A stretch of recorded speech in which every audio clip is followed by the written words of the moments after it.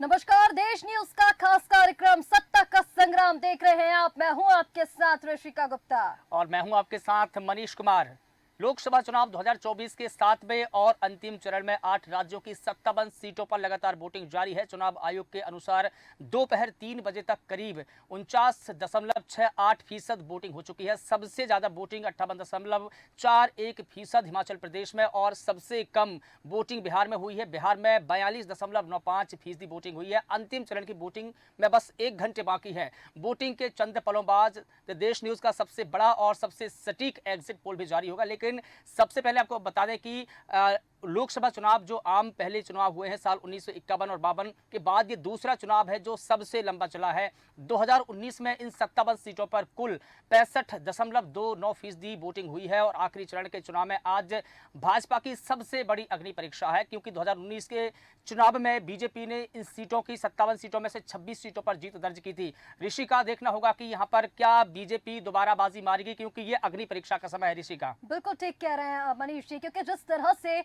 हमने ये लोकसभा चुनाव देखा है, कि ऐतिहासिक लोकसभा चुनाव कह सकते हैं, क्योंकि 7 चरणों में ये जो लोकसभा चुनाव हुआ है और इसी के साथ साथ पहले और दूसरे चरण के बाद जो मुद्दों की शिफ्टिंग शुरू हुई है वो बेहद दिलचस्प रही। आज अंतिम पड़ाव यानी आखिरी चरण के मतदान लगातार जारी है और उससे पहले जो हमने मुद्दे शिफ्ट होते हुए देखे मनीष जी, बेहद दिलचस्प थे वो। इसके साथ साथ वोट प्रतिशत को लेकर, क्योंकि आपने जिक्र किया 2019 का जो वोट प्रतिशत रहा था और इस बार वोट प्रतिशत, क्योंकि पहले और दूसरे चरण में हमने मतदाताओं में उदासीनता देखी, जो कहीं ना कहीं राजनीतिक दलों के लिए भी और इसके साथ साथ चुनाव आयोग के लिए भी एक बड़ी चुनौती बनी, जिसे कवर करने का भी काम किया गया। और उसके बाद हमने देखा चौथे और पांचवें चरण में मतदाताओं ने अपनी मौन को तोड़ा और अपने मत का प्रयोग भी किया। लेकिन इस बार चुनाव दिलचस्प इसलिए भी क्योंकि साइलेंट वोटर जो है उनकी संख्या ज्यादा रही, क्योंकि कहीं ना कहीं साइलेंट वोटर्स ने कमाल दिखाया है। मतदान का प्रतिशत तो बना है, लेकिन ये बताना, ये आकलन लगाना कि मतदाता किसकी तरफ है, ये बेहद मुश्किल इस बार होने वाला है। और बिल्कुल ठीक है, 4 जून का इसके लिए ऋषि का इंतजार करना पड़ेगा, क्योंकि 4 जून को सारी तस्वीरें साफ हो जाएगी कि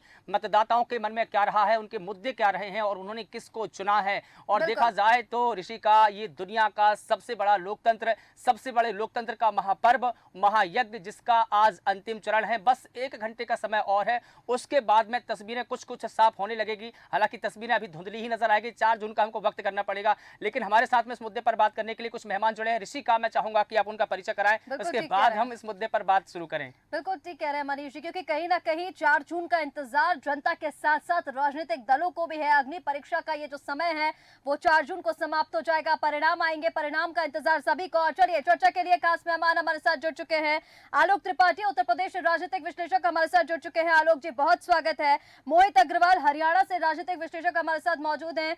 मोहित जी, बहुत स्वागत है। अनवर हुसैन, हिमाचल प्रदेश राजनीतिक विश्लेषक, हमारे साथ मौजूद हैं। अनवर जी, आपका बहुत स्वागत है। फैजल अली, पश्चिम बंगाल से राजनीतिक विश्लेषक, हमारे साथ मौजूद है। फैजल जी, आपका बहुत स्वागत है। और कुछ ही देर में अजहर रहमान, राजनीतिक विश्लेषक, बिहार से हमारे साथ जुड़ेंगे, उनसे भी चर्चा करेंगे। बिल्कुल ठीक है, और आप सभी मेहमानों का एक बार और मैं स्वागत करता हूं। जैसा कि ऋषिका जी ने बताया कि सबसे बड़ा लोकतंत्र, सबसे बड़ा महापर्व, और इस महापर्व का आखिरी इम्तिहान लगातार घमासान जारी है। अंतिम प्रहार है, लेकिन किसका राज तिलक होगा, किसकी सरकार बनेगी, देखना होगा। 4 जून का इंतजार करना होगा। सबसे पहले आलोक त्रिपाठी जी, आपके पास में आना चाहूंगा, क्योंकि कहा जाता है कि दिल्ली की गद्दी का रास्ता उत्तर प्रदेश की 80 सीटों से होकर गुजरता है। इस बार 80 सीटों पर कौन कब्जा करने वाला है, 80 में से किसको कितनी सीटें मिलने वाली है, क्या वहां जनता का रुख रहा है, क्या कहेंगे आप इस पूरे चुनाव पर, अगर हम पहले चरण और आज अंतिम चरण को अगर संयुक्त रूप से देखें तो?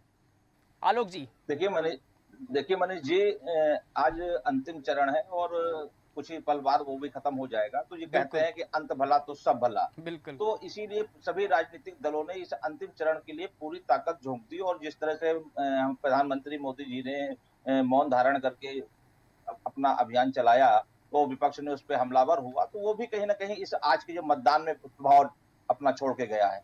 रही बात 80 यूपी की लोकसभा जो सीटें हैं, उसमें अगर पहले और दूसरे चरण को छोड़ दें, तो उस समय तक जिस तरह से माहौल बना हुआ था, जो भाजपा का 400 पार अब की बार, तो वो लग रहा था कि भाजपा बहुत आसानी से इसको पार कर लेगी। लेकिन धीमे धीमे जो चरण बनते गए और जो मुद्दे उठते गए और फिर मुद्दे वो छूटते गए, दूसरे मुद्दे उठते गए, उसके बाद से जो लग रहा है कि इतना आसान नहीं है भाजपा के लिए यूपी फतेह करना 80 सीटों को, क्योंकि यूपी में कुछ ऐसे क्षेत्र हैं जैसे आज जो जहां मतदान हो रहा है पूर्वांचल खासकर, तो वहां पे जातियों को लेकर के बहुत ही महत्व स्थान है। तो उन जातियों को भेदना, और यही कारण देखिए कि विपक्ष जो इंडिया गठबंधन था उसने इस लास्ट के जो 2-3 चरण हुए उसमें सबसे ज्यादा अपनी जो रैलियां थी या जो थी या रोड शो थे उसमें ये इस बात को उठाया कि भाजपा 400 पार का मतलब वो संविधान को बदलना चाहती है, यानी संविधान बदलेगा तो SC ST OBC वर्ग को नुकसान होगा, ये समझाने का प्रयास पूरे विपक्ष करता रहा। और भारतीय जनता पार्टी के नेता पूरे समय इसका स्पष्टीकरण देते रहे कि ऐसा कुछ नहीं होने वाला। जाहिर सी बात है कि उनको लग रहा था कि इस वोट बैंक के खिसकने से मेरा नुकसान होगा, और भाजपा उसको प्रयास करती रही कि हम जातियों से निकल करके उसको धर्म के आधार पर बांटे। इसीलिए भाजपा ने जब विपक्ष इंडिया गठबंधन कहता था कि जो आपका संविधान बदल देगी भाजपा 400 पार, तो विपक्ष कहता, भारतीय जनता पार्टी के नेता रैलियों में कहते थे कि अगर विपक्ष आया तो राम मंदिर पर बुलडोजर चल जाएगा, ये पाकिस्तान में खुशियां मनेगी, यानी कि उनको ये दिखाना चाहते थे कि ये कहां से ऑर्गेनाइज हो रहा है। तो ये जो पूरा माहौल बना इससे, और खासकर जो मतदान का प्रतिशत रहा वो प्रतिशत लाख प्रयास करने के बाद भारतीय जनता पार्टी ने जिस तरह पिछले कुछ वर्षों में बताया कि पन्ना प्रमुख तक बना दिए गए, लेकिन उस पन्ना प्रमुखों ने किया क्या? पन्ना प्रमुखों ने क्या अपने वार्डों से जिनकी जिम्मेदारी उनको 10-15 मोहल्ले या घरों की दी गई थी, उन घरों के लोगों को भी नहीं निकाल पाए, क्योंकि अगर उन लोगों को निकाल के लाए होते तो आज मतदान का प्रतिशत बढ़ा होता। तो जाहिर सी बात है कि जो मूल भाजपा के लोग थे उनमें कहीं ना कहीं नाराजगी थी और वो लोग वोट डालने नहीं आए। यही कारण रहा कि मतदान का प्रतिशत लाख चाहने के बाद भी नहीं बढ़ा। तो ये जो चिंता का विषय है, और जिस तरह से भाजपा के अंदर कुछ नाराजगी थी और ये जाति का फैक्टर, तो इन सब चीजों के बाद जो निष्कर्ष निकलता है तो उतना आसान नहीं है यूपी में भाजपा को फतेह करना। यहाँ पे टक्कर बहुत मजबूत है और खासकर पूर्वांचल की तो स्थिति बहुत ही तनावपूर्ण है। बिल्कुल बिल्कुल ठीक कहा आलोक त्रिपाठी जी, क्योंकि जिस तरह से जैसे कि मनीष जी ने शुरुआत में कहा कि अगर दिल्ली तक पहुंचना है तो दिल्ली तक पहुंचने का रास्ता उत्तर प्रदेश है। हम पहले भी कहते आए हैं कि देश को प्रधानमंत्री उत्तर प्रदेश से मिलता है, क्योंकि 80 लोकसभा सीटें और जिनका जिस भी राजनीतिक दल का इन 80 लोकसभा सीटों में से ज्यादा पर कब्जा रहता है, वहीं से देश को प्रधानमंत्री मिलता है। लेकिन बेहद दिलचस्प उत्तर प्रदेश का चुनाव भी, और आज पूर्वांचल की 13 सीटों पर जो मतदान हो रहा है वो भी काफी दिलचस्प है। कहीं जातीय समीकरण हम देख रहे हैं तो कहीं पर मोदी के ध्यान को लेकर घमासान मचा हुआ। आलोक जी, लेकिन आपके पास मैं वापस लौटूंगी। हमारे साथ हरियाणा से मोहित अग्रवाल जी भी बने हुए हैं। मोहित जी, सीधे आपका रुख करना चाहूंगी। हरियाणा की अगर हम बात करें तो हरियाणा लोकसभा चुनाव में एक महत्वपूर्ण राज्य रहा है। जहां तक किसान आंदोलन की अगर हम बात करते हैं तो उसके बाद से और चर्चाओं में आया है। हरियाणा में क्या कुछ परिस्थितियां हैं? कुरुक्षेत्र में आप क्या देख रहे हैं चुनाव की स्थिति?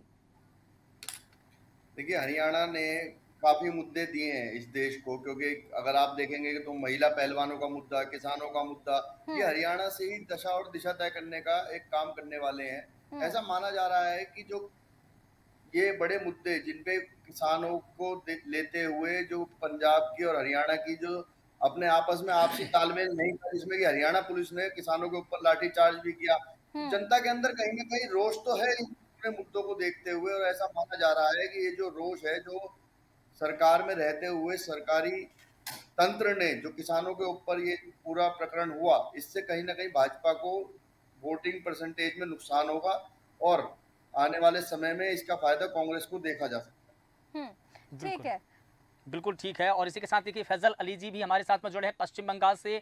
सीधा हम चलेंगे लेकिन लगता है कि उनसे संपर्क हमारा बन नहीं पा रहा है। मैं आपके पास में आना चाहूँगा। अनवर हुसैन जी हिमाचल प्रदेश से हमारे साथ में जुड़े हैं। अनवर जी, जिस प्रकार से हम देख रहे हैं हिमाचल प्रदेश में चारों सीट है, लेकिन चारों सीटों में से 2 सीटों की चर्चा बहुत जोर शोर से हो रही है, हमीरपुर की और एक मंडी सीट की, क्योंकि ये 2 सीट है कहीं ना कहीं हॉट सीट है। लेकिन जिस प्रकार से मंडी का जो समीकरण बदला, वहाँ पर कंगना रनौत के उतरने से ही वो सीट हॉट सीट हो गई। लेकिन बयानबाजी के दौर हमने देखा कि वो मुखर होकर हर मुद्दे पर अपनी बात रखती है। एक तरफ हम देखें कि वीरभद्र के जो बेटे हैं, पूर्व सीएम रह चुके हैं, बड़ा नाम माना जाता है, उनके बेटे को यहाँ पर टक्कर देने के लिए कंगना रनौत कितनी मजबूत है? क्या रहा है वहां का इस बार का चुनावी समीकरण? अनवर जी, लगता है कि अनवर जी से हमारा संपर्क नहीं बन पा रहा है। मोहित जी से ही मैं एक और सवाल ले लेता हूं। मोहित जी, जिस प्रकार से हम देख रहे हैं, आपने बताया कि हरियाणा के जो मुद्दे हैं हमेशा ही राजनीति के चर्चा के विषय में रहे हैं। हालांकि राजनीति भी यहाँ से गुजरती है, राजनीति भी यहाँ से होती है, लेकिन पहलवानों का मुद्दा रहा हो या किसानों का मुद्दा रहा हो, वहाँ के स्थानीय नेता हमेशा ही मौन नजर आए हैं। क्या इस बार की जनता उनकी मौन का जो असर है वोट से करेंगे, जवाब देंगे, वोट से जवाब देंगे? बिल्कुल, आप देखिए कि जिस तरीके से जो किसानों का मुद्दा या फिर हम कहें पहलवानों का मुद्दा जिस समय चल रहा था, तो हरियाणा के जो उप मुख्यमंत्री थे दुष्यंत चौटाला जी, बिल्कुल। उनकी तरफ से भी किसी भी तरीके की कोई टिप्पणी कहीं भी नहीं की गई। उन्होंने हर समय इस बात को महसूस किया कि वो चुप रहकर ही अपनी सत्ता को पूरा कर दें, अपने समय को पूरा कर दें। उन्हें इस बात का अंदाजा नहीं था या फिर कहे कि उन्होंने इस बात का आकलन नहीं किया था कि जनता के अंदर कितना रोष उन्हें आने वाले चुनावों में देखने को मिलेगा। इसी का कारण ये रहा कि उन्होंने केवल पूरे लोकसभा चुनावों में हरियाणा की 10 सीटों में केवल अपनी उपस्थिति ही दर्ज की बिल्कुल। कि हाँ वो हैं, क्योंकि अगर वो अपनी उपस्थिति भी दर्ज नहीं करते तो निश्चित ही आने वाले विधानसभा चुनावों में वो कहीं भी जा भी नहीं पाते। बिल्कुल। लेकिन उन्होंने केवल उपस्थिति दर्ज की है और इसमें भी कोई शक नहीं है, कोई संदेह नहीं है कि वो केवल अपने आप को बचाने के लिए ही लोकसभा चुनावों के अंदर रैली करते हुए पाए गए, क्योंकि उन्हें अपने आगे आने वाले समय में जो सत्ता की चाबी, उन्हें अभी भी ऐसा लगता है कि विधानसभा की सत्ता की चाबी, जो उनकी पार्टी का सिंबल भी है चाबी, वो आने वाले समय में उनके पास रहने वाली है, ऐसा उन्हें लगा। इसीलिए उन्होंने लोकसभा में अपने प्रत्याशियों को आगे रखा। अभी बिल्कुल आपने ठीक है। और देखिए, बिल्कुल ठीक। और देखिए, आगे भी अब विधानसभा चुनाव के लिए कुछ ही समय पर वहां बचा है। लोकसभा चुनाव के बाद वहां पर विधानसभा चुनाव हो रहे हैं, लेकिन अब नेताओं को बोलना पड़ेगा, हर मुद्दों पर बोलना पड़ेगा। जनता यही तो चाहती है कि वो हमारी इशू को उठाएं, हमारे मुद्दों पर बात करें, हमारी बेहतरी के लिए कार्य करें, लेकिन इसका अभाव ही अधिकतर देखा गया है विधानसभा। अब देखिए, लोकसभा चुनाव अगर 2019 की बात करें तो इन्हीं मुद्दों को लेकर के बीजेपी ने 10 की 10 सीटों पर कब्जा कर लिया था, लेकिन इस बार के समीकरण कुछ बदले हैं। इस बार जनता उनकी वोट के हिसाब से, अगर परसेंट के हिसाब से अगर देखें तो कहीं ना कहीं नाराज ही नजर आई है। हाँ नहीं, हरियाणा में इस समय देखिए पिछले 10 साल से किसी भी सरकार के लिए कहीं भी, चाहे वो केंद्र की सरकार हो चाहे वो प्रदेश की सरकार हो, यदि वो 10 साल अपना कार्यकाल पूरा करती है तो निश्चित ही वो हर वर्ग को अपने साथ लेके चलने की कोशिश कर सकती है। इसमें कोई शक नहीं है कि वो कोई भी वर्ग नाराज ना हो। कई वर्ग ऐसे होते हैं जहाँ पे नाराजगी होती है, लोग पीछे छूट जाते हैं, जहाँ पर वो काम नहीं हो पाते उन लोगों के, उनकी भी नाराजगी होती है। लेकिन अगर आप देखेंगे, कल ही एक सीएम साहब ने बैठक की थी, नायब सिंह सैनी साहब ने, जिसमें कि अपने जिला अध्यक्ष और प्रदेश के जितने भी कार्यकर्ता हैं उनको या उन्होंने एक तरीके से कहे कि इंस्ट्रक्शन दे दिए कि अगर आपके जिले में कोई भी अधिकारी आपकी बात नहीं सुनता है तो आप उसकी लिखित में मुख्यमंत्री ऑफिस में शिकायत कर सकते हैं। इसका मतलब आप सीधे सीधे समझ सकते हैं कि सीएम नायब सिंह सैनी ने बोल दिया है कि आप जनता के काम को करिए, अगर कोई अधिकारी नहीं सुनता है तो आप उसकी शिकायत सीएम ऑफिस में कर सकते हैं। अगर यही काम सीएम साहब पहले कर देते, 10 साल से अगर बीजेपी का कार्यकर्ता या फिर किसी भी पार्टी का कार्यकर्ता जो सत्ता पक्ष है, अगर वो अपनी पार्टी के कार्यकर्ताओं को लगाए कि जनता की समस्याओं को लाओ और जनता की समस्या हम दूर करेंगे, तो निश्चित ही वोट मांगने के लिए उन्हें बहुत ज्यादा मशक्कत नहीं करनी पड़ती। बिल्कुल ठीक कह रहे हैं मोहित अग्रवाल जी। कहीं ना कहीं हरियाणा की जो राजनीति है वो हमने हमेशा से देखी है कि कितनी अलग रही है। और जैसे कि मैंने पहले कहा, क्योंकि लोकसभा चुनाव में हरियाणा एक ऐसा राज्य है जो हर समय चर्चाओं में रहा है, चर्चा का विषय बना हुआ है। और चलिए, अब हमारे साथ पश्चिम बंगाल से फैजल भी जुड़ चुके हैं। फैजल अली, मैं आपके पास आना चाहूंगी। पश्चिम बंगाल की अगर हम बात करते हैं तो देखिए, भारतीय जनता पार्टी की आप बात कर लें तो बीजेपी के लिए, हालांकि पश्चिम बंगाल हो गया, पंजाब हो गया, हरियाणा, ये जो राज्य है वो बीजेपी के लिए चुनौतीपूर्ण तो रहे हैं, लेकिन जहां बंगाल की हम बात करते हैं वहां पर जो स्थानीय पार्टी है टीएमसी, उसका गढ़ बंगाल माना जाता है। इस बार हमने देखा है पश्चिम बंगाल में कि किस तरह से बीजेपी ने पूरे दमखम के साथ चुनाव प्रचार किया है। और कहीं ना कहीं फैजल जी, यहाँ पर बीजेपी का कुछ तो छाप छूटती हुई दिखी है, क्योंकि जो सर्वे किया गया हमने देखा कि ग्रामीण क्षेत्रों में बीजेपी की अच्छी पैठ है। हालांकि टीएमसी का वर्चस्व वहां पर है, वो पार्टी वहां पर करती है एग्जिस्ट, लेकिन बीजेपी ने ग्रामीण क्षेत्रों में अच्छी पैठ बनाई है। क्या लग रहा है आपको? एक तो हाईकोर्ट का मुद्दा जो मुस्लिमों को लेकर था, अल्पसंख्यकों के आरक्षण को लेकर था, दूसरा संदेश खाली का मुद्दा, ये सब मुद्दे पश्चिम बंगाल की जनता पर कितना असर किए और क्या लग रहा है पार्टियों को लेकर, क्या स्थिति है पश्चिम बंगाल की? देखिए, सबसे पहले तो ये बात मैं आपको क्लियर कर दूं कि संदेश खाली का जो मामला था वो एक रीजनल मामला था, ठीक है। और अगर आप पश्चिम बंगाल की जमीन पे जानने की कोशिश करेंगे तो आपको समझ में आ जाएगा कि वो मामला पूरा बंगाल तक फैला नहीं, जितना कि उसको सेंट्रल में फैलाया गया। सेंट्रल से कोशिश की गई। अगर आप दूसरे नॉर्थ बंगाल या साउथ बंगाल की तरफ जाएंगे तो वो चीजें आपको सुनने नहीं मिलेगी। बहुत रीजनल मुद्दा रहा वो।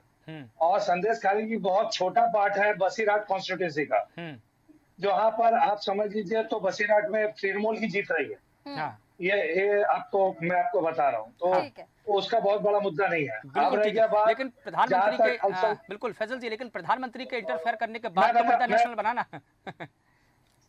नहीं, मैं आपके उसी बात पे आ रहा हूँ। बिल्कुल कि अब जहां तक रहा कि बीजेपी ने अपना दमखम लगाया, ठीक है, तो बीजेपी एक्चुअली में अभी तक पश्चिम बंगाल के कल्चर को पूरी तरह से समझ नहीं पाई है।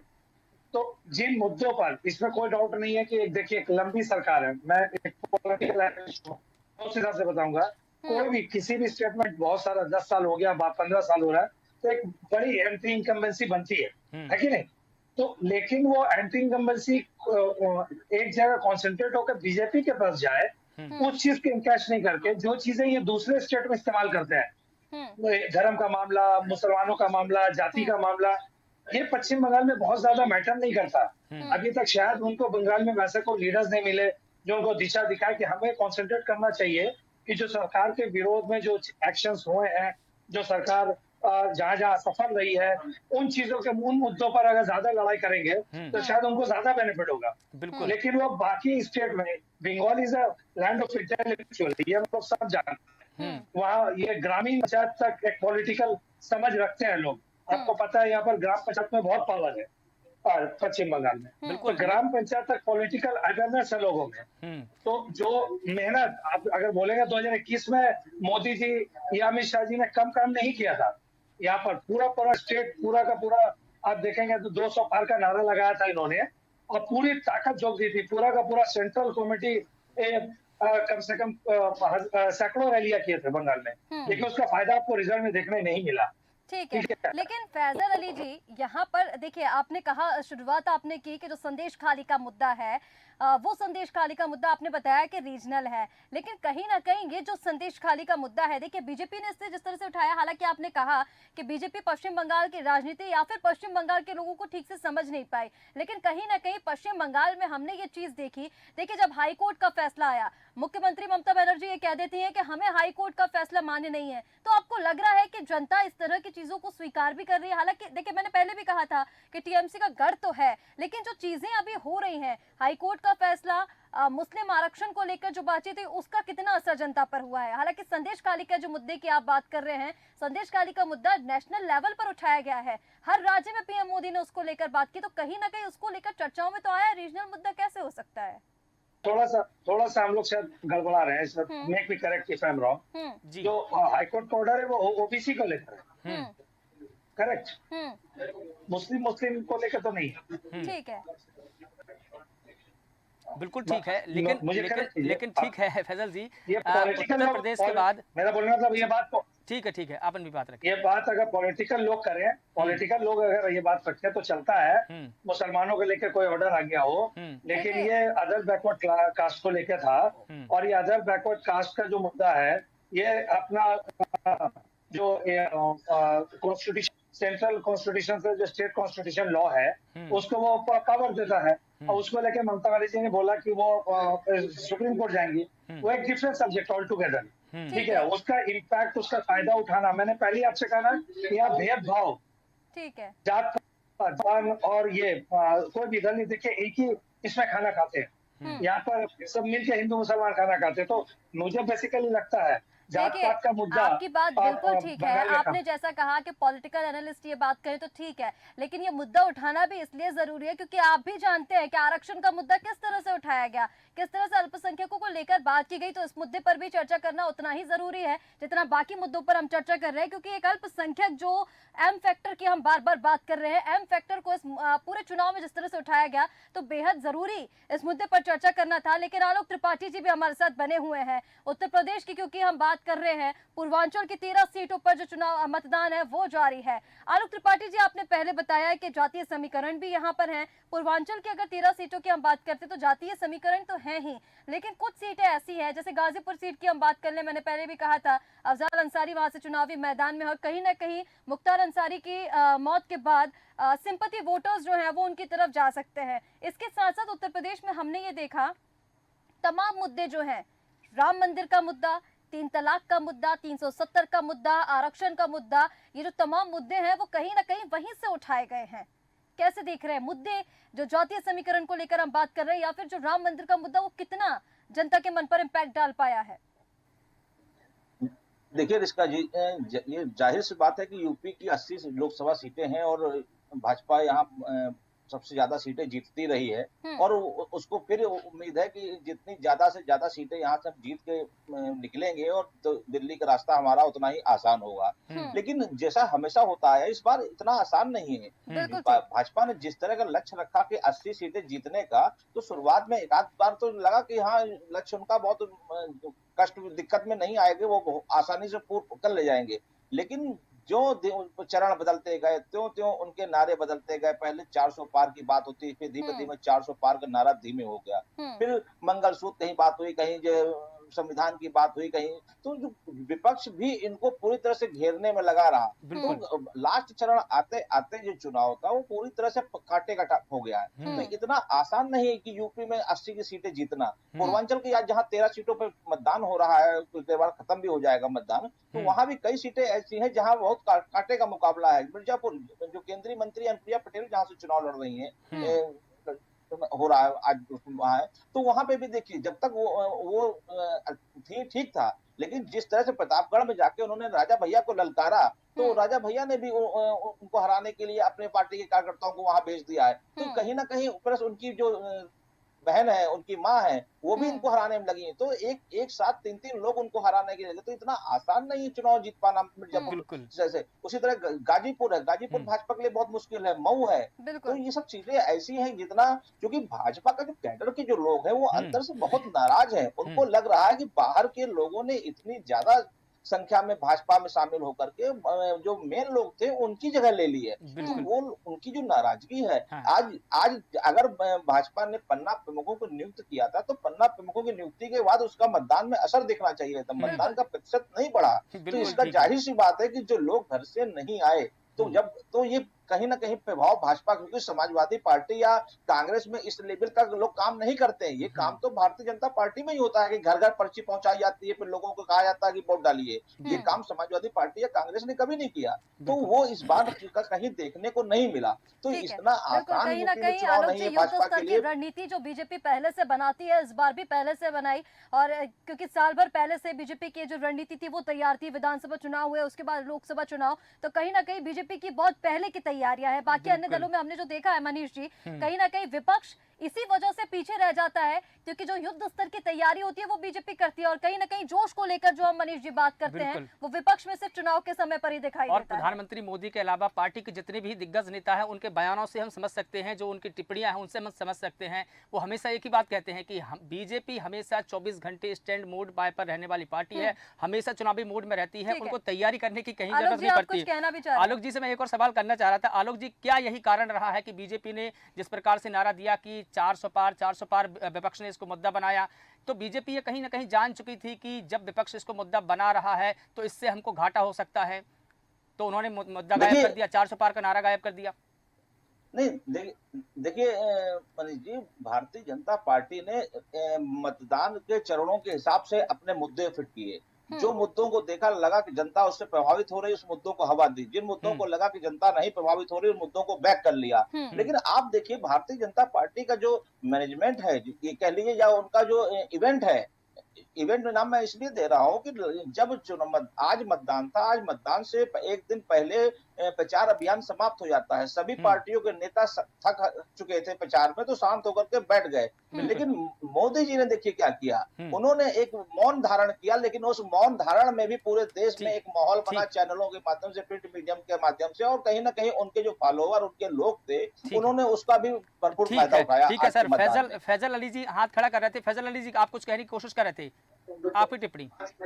नहीं ये हाँ ये मैं यही एक बात और पॉइंट आउट करना चाह रहा था। पश्चिम बंगाल में एक चीज और बहुत इम्पोर्टेंट हो गया इस हाँ। बार का, अगर आप इलेक्शन देखें तो जो पुराने बीजेपी थे वो नोवेयर हो चुके हैं और पूरा का पूरा अभी का बीजेपी में नए बीजेपी जो शामिल हुए हैं, और वो जो लोग भी शामिल हुए हैं वो सीबीआई या ईडी में फंसे हुए लोग थे। ठीक और है। गौर कीजिएगा भी पूरा का पूरा बंगाल बीजेपी जो है वो सुगंधित अधिकारी, तापस राय, इनके इर्द गिर्द घूम रहा है। ठीक तो है। इसके वजह से बंगाल में भी इनको भारी नुकसान होने वाला है बिल्कुल। लास्ट टर्म के हिसाब से। लेकिन because तीन ही ये जो चेहरों के पुराने वहां पर बीजेपी साग थे, दाव पर है। देखिए, एक तो शुभेंदु अधिकारी, दूसरा पश्चिम बंगाल की जो मुख्यमंत्री है ममता बनर्जी और उनके भतीजे अभिषेक बनर्जी, क्योंकि यही सबसे ज्यादा वहां पर चर्चा का विषय रहे हैं। बिल्कुल। मोहित अग्रवाल जी, अंतिम टिप्पणी आपकी चाहूंगा। मोहित अग्रवाल जी, क्या सुन पा रहे हैं आप मुझे? जी आ रही है, आवाज आ रही है। बिल्कुल ठीक है। अंतिम टिप्पणी पूरे लोकसभा चुनाव का कंक्लूजन चाहूंगा, हरियाणा को लेकर भी और देश को लेकर भी आप टिप्पणी करना चाहें तो। देखिए, अभी पूरे चुनाव की अगर हम समीक्षा की, अगर हम मेरी अंतिम टिप्पणी आप लेना चाहते हैं तो जी। इस चुनाव को हमें एक तरीके से समझना चाहिए कि जब बीजेपी 2014 में सत्ता में आई थी तो उनका जो जीतने का मार्जिन था वो लाखों में था, 2019 में लाखों में था।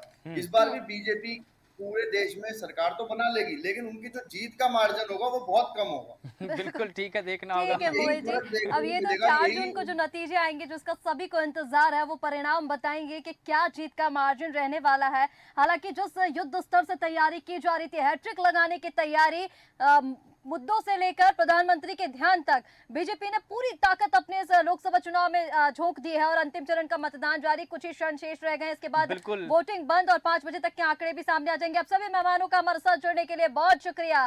तो लगातार आपको बता रहे हैं मतदान में किस तरह से उतार चढ़ाव तो जारी है ही, मत प्रतिशत को लेकर, वोटिंग प्रतिशत को लेकर, इसके साथ साथ मनीष जी, क्योंकि अंतिम पड़ाव आज है, अंतिम पड़ाव के मतदान आज समाप्त हो जाएंगे और 4 जून को नतीजा जिसका इंतजार सभी को।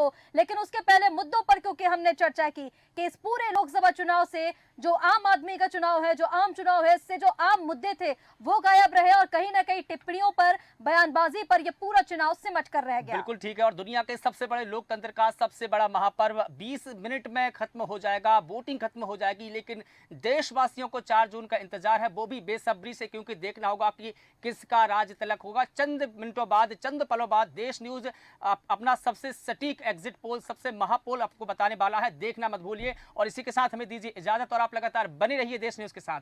नमस्कार। नमस्कार।